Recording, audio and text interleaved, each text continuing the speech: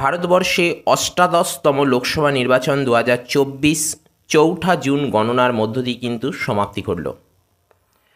রাজ্যের পাশাপাশি সমগ্র দেশ জুড়ে কোন দল জয়ী হতে চলেছে, কোন দল পরাজিত হতে চলেছে, কোন দল বিরোধী দলের মর্যাদা পেতে চলেছে, এই নিয়ে বিভিন্ন এক্সিট পোল দিয়েছিল বিভিন্ন সমীক্ষার যারা বিভিন্ন সংস্থা, সেটা টিভি চ্যানেলই হোক কিংবা গণমাধ্যমই হোক কিংবা কোনো সোশ্যাল মিডিয়াই হোক। কিন্তু আলটিমেট সমস্ত ধারণা, সমস্ত অনুমান, সমস্ত কিছু চিন্তা ভাবনাকে পিছিয়ে ফেলে শেষ পর্যন্ত গণনার ফল হয়েছে সম্পূর্ণ অন্যরকম, একেবারেই আলাদা। পশ্চিমবঙ্গে গেরুয়া ঝড় তো দূরের কথা, সবুজ ফুলের ঝড়ই বেশি হয়েছে, অর্থাৎ তৃণমূল কংগ্রেসের জয়লাভ ঘটেছে। আবার অপরদিকে দেশ জুড়ে কিন্তু জয়লাভ করেছে এনডিএ জোট। পশ্চিমবঙ্গে তৃণমূল কংগ্রেসের বিপুল ভোটে জয়লাভ, আবার অপরদিকে ভারতবর্ষে প্রধানমন্ত্রী পদে এনডিএ জোটের জয়লাভ কিন্তু সমস্ত ধারণাকেই সম্পূর্ণ পাল্টে দিয়েছে। আসুন আজকের এপিসোডে আমরা পশ্চিমবঙ্গে তৃণমূল কংগ্রেসের কোন কোন আসলে জয়লাভ ঘটেছে এবং সেই সঙ্গে গণনার দিন অর্থাৎ চৌঠা জুন সারা দিন ধরে বিক্ষিপ্ত অঞ্চলে যে সকল বিক্ষিপ্ত ঘটনাগুলি ঘটেছে সেই সকল ব্যাপারগুলো আজকের এপিসোডে একটু আমরা সংক্ষেপে আলোচনা করে নিই। মমতা বন্দ্যোপাধ্যায় এদিন কিন্তু প্রথমেই যেটা বলেছেন যে এই জয় মানুষের জয়, অর্থাৎ তিনি এই জয় কিন্তু মানুষের জয় বলেই ঘোষণা করেছেন, মানুষের উদ্দেশ্যে, জনসাধারণের উদ্দেশ্যেই কিন্তু উৎসর্গ করেছেন। আমি আমার সমস্ত ইন্ডিয়ার সঙ্গীদের সমর্থন জানাচ্ছি, যারা আছেন, যারা আমাদের সঙ্গে জুড়তে চান তাদের প্রত্যেকের আমার শুভেচ্ছা। বাংলায় ফের ঘাসফুলের জয় জয়কার। মুখ্যমন্ত্রী মমতা বন্দ্যোপাধ্যায় এদিন বলেন মোদি শাহর অহংকার পতন হয়েছে, মানুষ ওদের মেরুদণ্ড ভেঙে দিয়েছে, এই জয় মানুষের জয়, বিরোধী জোট ইন্ডিয়ার জয়। আমি আমার সমস্ত ইন্ডিয়ার সঙ্গীদের সমর্থন জানাচ্ছি, যারা আছেন, যারা আমাদের সঙ্গে জুড়তে চান তাদের প্রত্যেককে আমার শুভেচ্ছা। প্রথমেই আসি তমলুক। এটি একটি হাই ভোল্টেজ লোকসভা কেন্দ্র ছিল, যেখানে বিচারপতি অভিজিৎ গঙ্গোপাধ্যায় মহাশয় কিন্তু এখানে দাঁড়িয়েছিলেন, অপরদিকে দাঁড়িয়েছিলেন দেবাংশু ভট্টাচার্য। কিন্তু এখানে ফল হয়েছে সম্পূর্ণ ভিন্ন, এখানে জয়লাভ ঘটেছে কিন্তু অভিজিৎ গাঙ্গুলি মহাশয়েরই। তমলুক লোকসভা কেন্দ্রে কাউন্টিং নিয়ে অভিযোগও এসেছে, কাউন্টিংয়ে কারচুপির অভিযোগও নেতৃত্বের তৃণমূল দিয়েছে। প্রতিবাদী প্রার্থী দেবাংশু ভট্টাচার্য এবং দলের নেত্রী রাজীব বন্দ্যোপাধ্যায়ের নেতৃত্বে কালীঘাটে গণনা কেন্দ্রের সামনে বিক্ষোভ রয়েছে। রেকর্ড ব্যবধান জয় অভিষেকের। ডায়মন্ড হারবারে অভিষেক বন্দ্যোপাধ্যায় সর্বশেষ পর্যন্ত 7,10,930টি ভোটে জয়লাভ করেছেন। আমরা এনডিএ চাই না, আমরা ইন্ডিয়া চাই। মমতা বন্দ্যোপাধ্যায় বলছেন যে আমি ইলেকশন কমিশনের থেকে জানতে চাই কেন প্রধানমন্ত্রীর আসার পর বদল হলো আইএএস আইপিএসদের। পার্থ জিতেছে, এটা পার্থর ক্রেডিট। যারা রোজ রোজ পার্টি চেঞ্জ করে তাদের সাথ মানুষ দেয় না কোনো কারণ ছাড়া। অত্যাচার পরাস্ত হয়েছে, আমি খুশি। মোদি সিঙ্গেল মেজরিটি পায়নি, আমি খুশি। আমি কি সারা বছর ধরে সিআরপিএফদের রেখে দেব? আমার কি কলেজ বিশ্ববিদ্যালয় খুলব না? দেখিয়েছি শান্তিপূর্ণভাবে নির্বাচন করতে পারি। যারা যারা এই সরকারকে সাপোর্ট করবে, সরকার করার জন্য তাদের শুধু এটুকুই বলতে পারি, আমরা ইন্ডিয়া চাই। আমরা চাই ইন্ডিয়া টিম লিড করুক।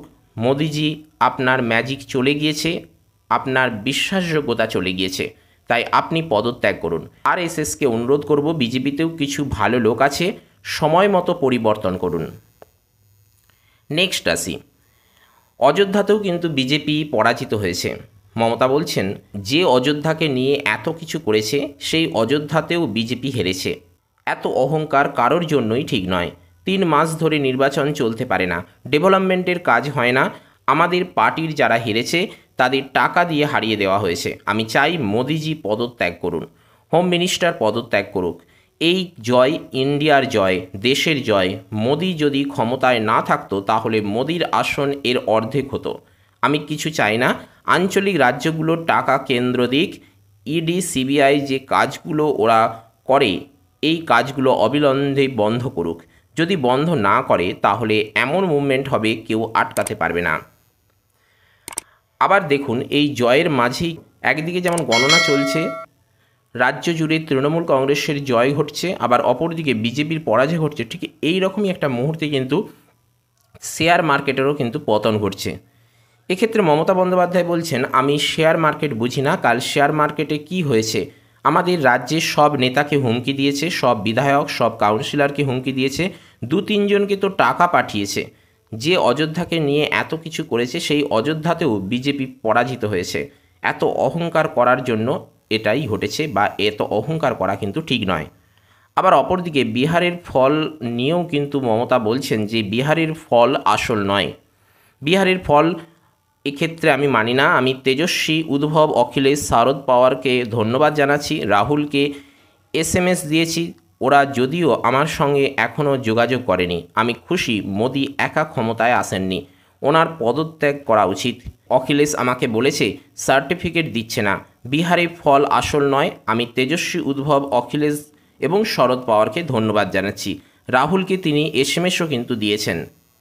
বাংলার মানুষের কাছে চিরকৃতজ্ঞ রয়েছেন মমতা বন্দ্যোপাধ্যায়। জয়ের পর তিনি বলেন যে বাংলার মানুষের কাছে আমি চিরকৃতজ্ঞ। বিজেপির তৈরি করা সমীক্ষা দেখে আমার মনে হয়েছে আমি কি নিজের ওপর আস্থা হারাচ্ছি। প্রশাসনকে অপমান করেছে, DMIC বাতিল করেছে, বিজেপির এক গদ্দার এসব কাজ করেছে।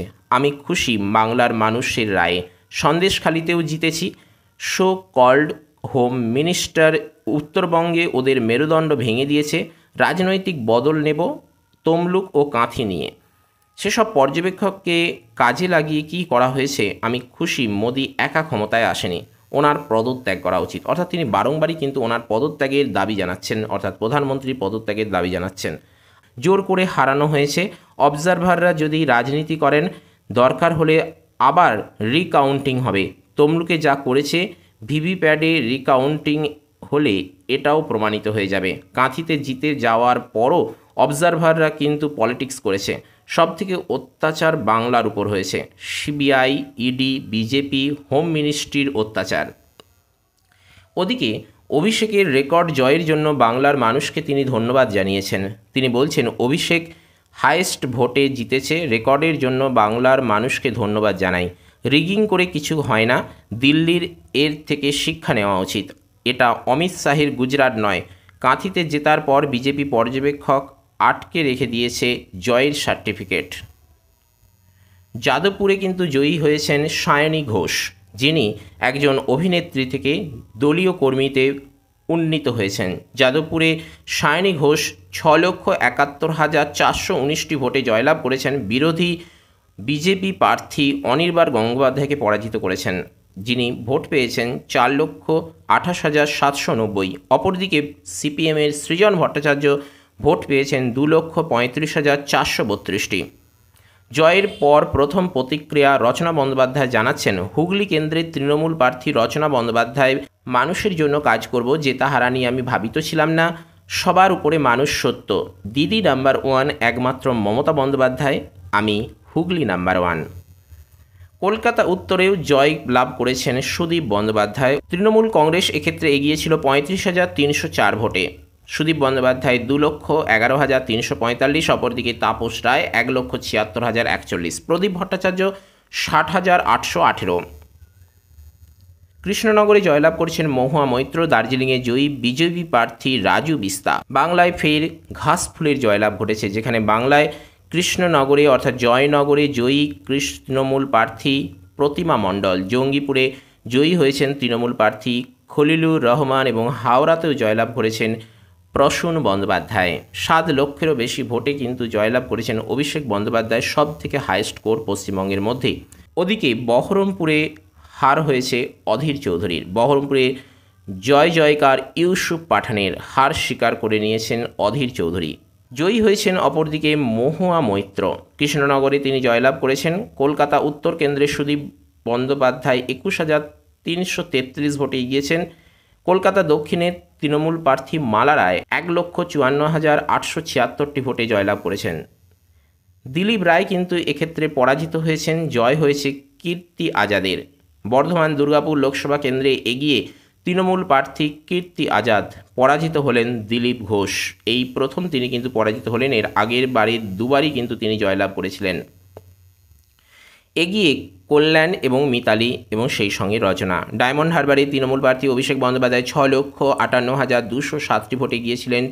শ্রীরামপুরে তৃণমূল প্রার্থী কল্যাণ বন্দ্যোপাধ্যায় গিয়েছিলেন 50,000 ভোটে। আরামবাগের তৃণমূল প্রার্থী মিতালি বাগ 30,000 ভোটে গিয়েছিলেন। আবার হুগলির তৃণমূল প্রার্থী রচনা বন্দ্যোপাধ্যায় গিয়েছিলেন 35,000 ভোটে। হাওড়ায় তৃণমূল প্রার্থী পরাশর বন্দ্যোপাধ্যায় 1,12,065টি ভোটে। উলুবেড়িয়া তৃণমূল প্রার্থী সাজদা আহমেদ এগিয়েছিলেন 1 লক্ষেরও বেশি ভোটে। বসিরহাটের তৃণমূল প্রার্থী হাজি নুরুল ইসলাম এগিয়েছিলেন 2 লক্ষেরও বেশি ভোটে, সেখানে রেখা পাত্র কিন্তু পরাজিত হয়েছেন। যাদবপুরে তৃণমূল প্রার্থী সায়নী ঘোষ এগিয়েছিলেন 1 লক্ষেরও বেশি ভোটে। আবার মথুরাপুরে তৃণমূল প্রার্থী বাপি হালদার এগিয়েছেন। অপরদিকে জয়নগরের তৃণমূল প্রার্থী প্রতিমা মণ্ডলও কিন্তু এগিয়ে রয়েছেন সৌগত রায়, কাকলি ঘোষ দস্তিদার। ব্যারাকপুরে তৃণমূল প্রার্থী পার্থ ভৌমিক 54,000 ভোটে এগিয়েছেন, পিছু হটেছেন অর্জুন সিং অর্থাৎ বিজেপি প্রার্থী। দমদমে তৃণমূল প্রার্থী সৌগত রায় এগিয়েছেন 34,556 ভোটে। বারাসাতে তৃণমূল প্রার্থী কাকলি ঘোষ দস্তিদার 90,000 ভোটে। আবার বনগাঁর বিজেপি প্রার্থী শান্তনু ঠাকুর এগিয়েছেন 41,964টি ভোটে। ধরাশায়ী হয়েছে শেয়ার বাজার। ভোট গণনা যত এগোচ্ছিল ততটাই কিন্তু সেন্সেক্সের পতন ঘটেছিল। পতন হচ্ছে নিফটির সূচকেও।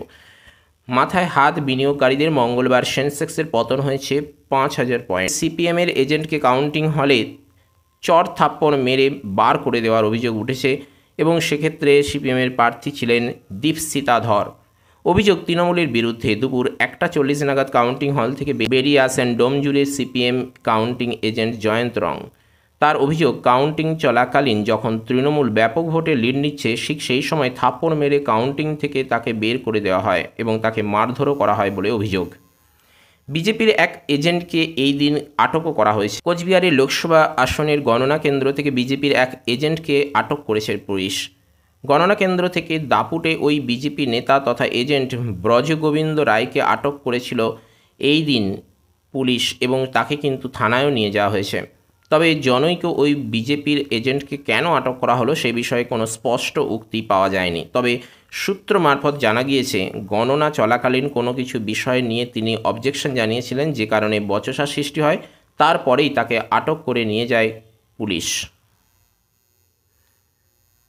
কাঁথিতে কিন্তু হাড্ডাহাড্ডি লড়াই হয়েছে এবং সেখানে লিড নিল তৃণমূল 3,050টি ভোটে তৃণমূল প্রার্থী। বসিরহাটে লক্ষেরও বেশি ভোট পেয়েছে তৃণমূল প্রার্থী হাজি নুরুল ইসলাম। টিএমসি হাজি নুরুল ইসলাম 2,77,815, সেখানে বিজেপির রেখাপাত্র 1,23,196 ভোটে এগিয়েছিল 1,54,619টি হাজি নুরুল ইসলাম। ষষ্ঠ রাউন্ড পরে কিন্তু যেখানে পিছু হটেছিল বা পিছিয়ে পড়ে অধীর চৌধুরী, সেখানে এগিয়ে যায় তৃণমূল প্রার্থী এবং প্রাক্তন ক্রিকেটার ইউসুফ পাঠান। তৃণমূল কংগ্রেস এক্ষেত্রে 2,12,887 থাকে এবং সেই সঙ্গে বিজেপি থাকে 1,51,981। দার্জিলিংয়ে এগিয়ে যায় রাজু বিস্তা। দার্জিলিংয়ে 1 লক্ষেরও বেশি ভোটে এগিয়ে বিজেপির রাজু বিস্তা। দ্বিতীয় স্থানে তৃণমূলের গোপাল লামা। পাহাড়ের 3 বিধানসভাতেই ব্যাকফুটে তৃণমূল। অনিত ম্যাজিক কাজে এলো না। কালীঘাটে মমতা অভিষেকের বৈঠক হয়েছে। গণনার মাঝেই বৈঠকে বসলেন মমতা অভিষেক। পরবর্তীকালে রণকৌশল নিয়ে আলোচনা। আগামীকাল বুধবার জয়ী প্রার্থীদের নিয়ে বৈঠক করতে পারে তৃণমূল। বহরমপুরে হাড্ডাহাড্ডি লড়াই হয়েছে, সেখানে ইউসুফ পাঠানের জয়লাভটাই এখানে প্রধান হয়ে দাঁড়িয়েছে। তো এই হলো গত 4 জুন ভোট গণনার যাবতীয় তথ্য। ওই দিন কী কী ঘটেছে, জয়ী প্রার্থী মমতা বন্দ্যোপাধ্যায়ের বক্তব্য এবং সেই সঙ্গে যে সকল এমপি জয়লাভ করেছেন তাদের কিছু বক্তব্য, কিছু বিক্ষিপ্ত ঘটনা সহ আজকের বিষয়টি আমরা একটু আলোচনা করার চেষ্টা করলাম। যদি আপনাদের ভিডিওটি ভালো লাগে তাহলে অবশ্যই একটি লাইক দেবেন, ইনফরমেটিভ মনে হলে প্রয়োজনদের সাথে শেয়ার করতে পারেন এবং চ্যানেলে নতুন এসে থাকলে অবশ্যই সাবস্ক্রাইব করে অল নোটিফিকেশনটি অন করতে পারেন, কেননা আপনাদের উৎসাহই আমাদের এগিয়ে চলার একমাত্র পাথেয়। তো চলুন আজ আপাতত এ পর্যন্তই। No more today. দেখা হচ্ছে পরের এপিসোডে। জয় হিন্দ, বন্দে মাতরম।